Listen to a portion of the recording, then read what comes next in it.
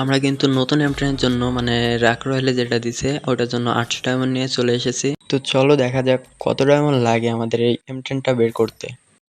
তোমরা কিন্তু চাইলে টোকেন কানেক্ট করে এখান থেকে এমটেন এক্সচেঞ্জ করতে পারবা। তো চলো বেশি দেরি না করে আমরা স্পিন মারা শুরু করি। তো প্রথমে একটা 20 ডায়মন্ডের স্পিন মেরে দেখি গেরিনা দেয় কিনা। ভাই একটা টোকেন দিছে। চলো ব্যাপার না, আমরা আরেকটা স্পিন করি। এবারও একটা দিছে। বাইরে ভাই। তো চলো এবার আমরা একটা 200 ডায়মন্ডে স্পিন করে দেখি গেরিনা দেয় কিনা। ভাই দিয়ে দে গেরিনা, দিয়ে দে ভাই, একটা করে টোকেন বাদে ভাই। মাত্র 15টা টোকেন দিছে। তো চলো আমরা গোল্ড রয়্যাল থেকে এবং ডায়মন্ড রয়্যাল থেকে একটু লাখটা বাড়িয়ে আসি আর কি।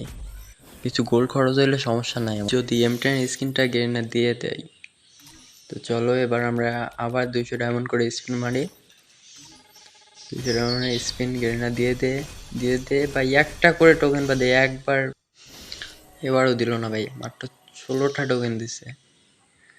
তো আমাদের আইডিতে কিন্তু আর আছে 400 ডায়মন্ড। চলো আরেকটা 200 ডায়মন্ডের স্পিন গেরিনা দিয়ে দে প্লিজ, গেরিনা দিয়ে দে ভাই, একটা বেঁধে গেছে। M16 এর স্কিনটা দিয়ে দিছে, এটা অনেক ভালো, মানে double rate up per plus on ড্যামেজের স্কিন এটা, আর রিলোড স্পিডটা মাইনাস।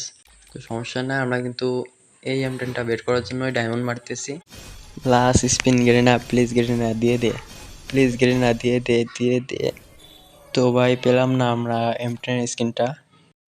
তো ভাই তোমাদের কার কত ডায়মন্ড লেগেছে এই M10 স্কিনটা বের করতে কমেন্ট বক্সে জানিয়ে দাও।